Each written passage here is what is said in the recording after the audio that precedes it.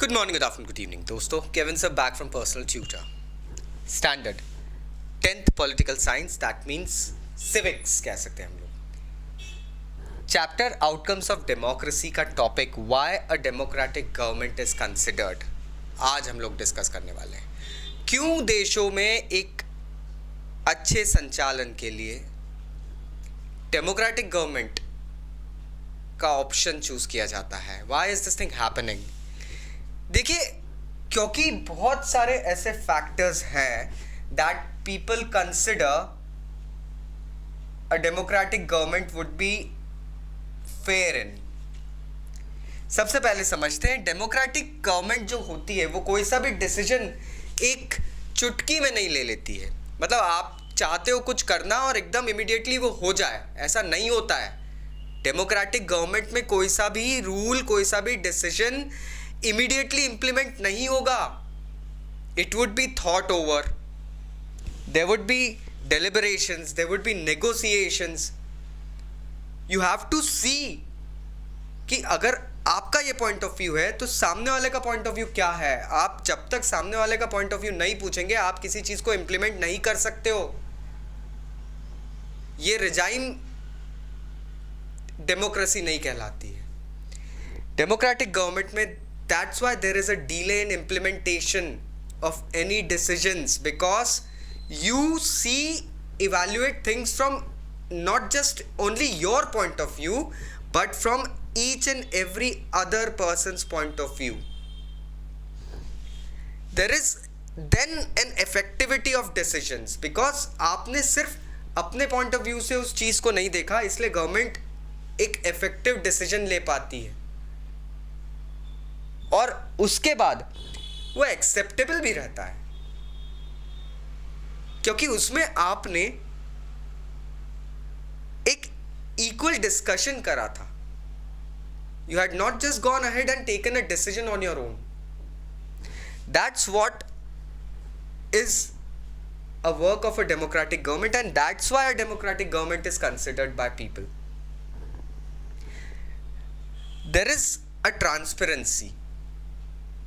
There is always a transparency in a democratic government. क्या बातें चल रही है, क्या डिसीजंस लिए जा रहे हैं, वो एक तरफ छिप के नहीं होते हैं, वो ओपनली बताए जाते हैं. ऐसे लॉज, ऐसे डिसीजंस जब एक ट्रांसपेरेंसी के साथ बताए जाएंगे तो definitely people will accept. And एक और तरीका है, there is right to information. Democratic government में the citizen always has a right to know what is happening. It is not to be kept within a group of few men. Whatever the decisions are being taken, they should not be ambiguous. मतलब चोरी छुपे वाले. They should be open, they should be revealed. आपकी planning क्या है, आपकी policy क्या है, these all things should be told. And that's what the right is given to the citizen, the voter, that he can question it. ये सब चीजें हो जाती है ना, तो एक पॉजिटिविटी रहती है दोस्तों. My next point is that. Because people start feeling happy in that regime. There's no sense of negativity happening, क्योंकि सब कुछ ओपन है, कुछ छिप नहीं रहा है, कोई बातें छिपाई नहीं जा रही है, तो वो सब चीज़ें क्लियर रहती है. So this positivity actually can be seen out there because the government is able to handle the disputes in a better way. The decisions and conflicts are not just taken from a point of view of a single side, but all the sides are kept equally in it. So that is what they don't just go ahead and crib about their own like problems and all. यहाँ पे the government actually sees both the sides and then takes a decision. So that's why there is a positivity, because each and every person is given equal opportunity. You don't have to just leave anybody alone.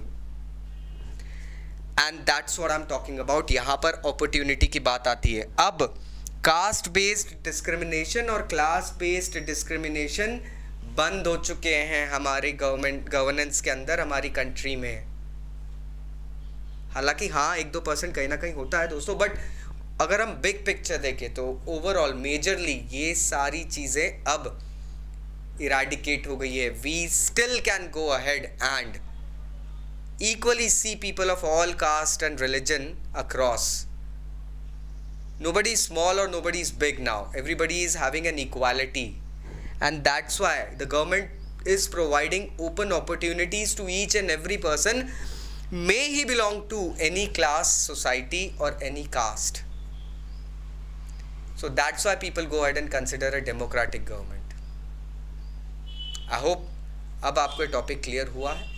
फिर भी कोई doubts है तो नीचे comment box से comment ज़रूर करना। Thank you very much, bye bye.